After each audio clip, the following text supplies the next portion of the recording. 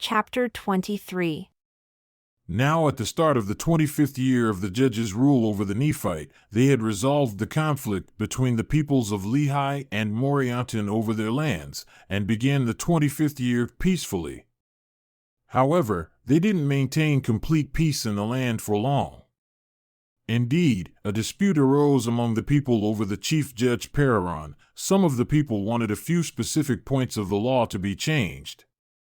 But Pararon wouldn't allow the law to be changed. Therefore, he didn't listen to or sympathize with those who petitioned to change the law. As a result, those who wanted the law to be changed got angry with him and didn't want him to be chief judge over the land any longer. As a result, a heated dispute arose about the matter, but not to the point of violence. And those who wanted Pararon to be dethroned from the judgment seat were called kingmen, since they wanted the law to be changed to abandon the free government and establish a king over the land. Those who wanted Pararon to remain as chief judge over the land adopted the name of freemen. This divided the people into two factions, with the freemen having sworn or covenanted to maintain their rights and the privileges of their religion by a free government. The dispute was settled by a vote of the people.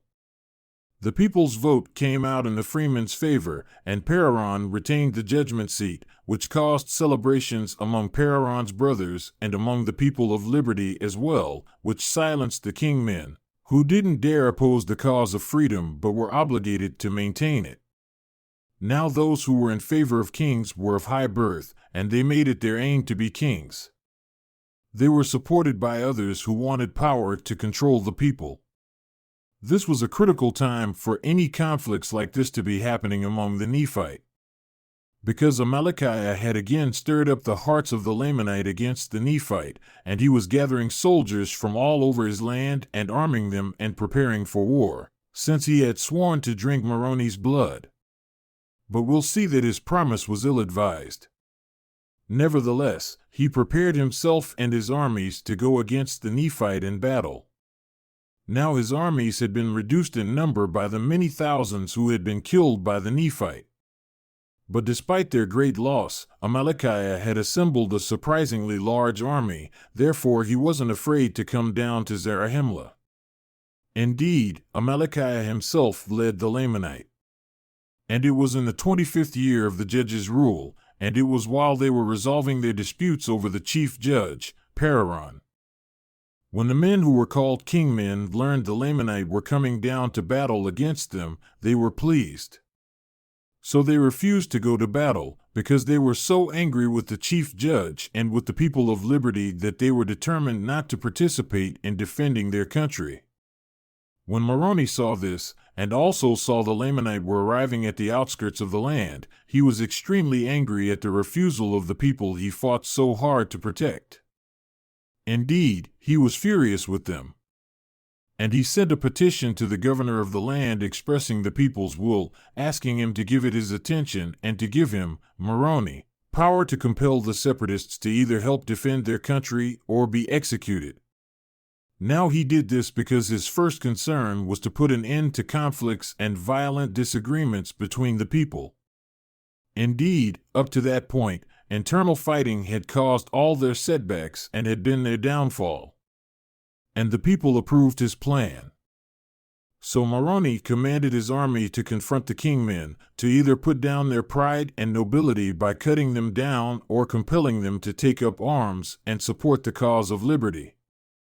The armies marched out against them to put down their pride and nobility, and when they lifted their weapons to fight Moroni's men, they were cut down in a slaughter. A total of 4,000 of those separatists were cut down by the sword. Any of their leaders who weren't killed in battle were taken and thrown in prison, since there was no time then for their trials. The rest of those separatists, rather than be cut down by the sword, yielded to the flag of liberty and were compelled to raise the Declaration of Liberty on their towers and in their cities and to go to war in defense of their country. And so Moroni put an end to those kingmen, so there weren't any known survivors of the kingmen. Through this he put an end to the stubborn pride of those people who claimed to have noble blood. They were brought down to humble themselves like their fellow Nephite and to fight valiantly for freedom from slavery. While Moroni was in this way putting an end to the wars and conflicts between his own people and imposing peace and preserving their civilization and organizing a defense for the war against the Lamanite invaded the land of Moroni by the seashore. Because the Nephite weren't strong enough in the city of Moroni, Amalickiah drove them out, killing many. And Amalickiah took the city and control over all their fortifications. Those who fled the city of Moroni came to the city of Nephia. The people of the city of Lehi also came together and made preparations and were ready to meet the Lamanite in battle. But Amalickiah wouldn't allow the Lamanite to go against the city of Nephia to battle. Instead, he kept them down by the seashore, putting his men in every city to maintain and defend it. He went on taking many cities, including the cities of Moroni, Lehi, Morianton, Omner, Gid, and Mulek, all of which were near the eastern seashore. And so with Amalickiah's leadership and superior numbers, the Lamanite had overtaken many cities, all of which were strongly reinforced using Moroni's fortifications, which then provided strongholds for the Lamanite. Then they marched to the border of the land of Bountiful, driving the Nephite ahead of them and killing many of them. But there they met Teancum, who had killed Morianton and stopped his people during Morianton's attempted departure. So he confronted Amalickiah while he was marching with his large army to take the land of Bountiful and the land to the north. But those hopes were thwarted when Teancum and his men, who were great warriors, drove them back. Indeed, every one of Teancum's men was superior to the Lamanite both in strength and ability to fight, so they defeated the Lamanite. They attacked the Lamanite repeatedly as they retreated, killing them until it was dark.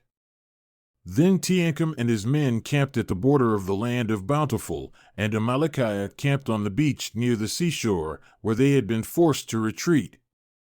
When it was night, Teancum and his assistant crept quietly in the dark into Amalickiah's camp. The fatigue from fighting and the daytime heat had put them into a sound sleep. Teancum quietly entered the king's tent and impaled his heart with a javelin. The king died immediately without waking his servants. Afterward, Teancum returned quietly to his own camp while his men were sleeping. He woke them up and explained all he had done. He then assembled his armies to stand ready in case the Lamanite were up and preparing to attack them. And so ended both the 25th year of the judge's rule over the Nephite and Amalickiah's life.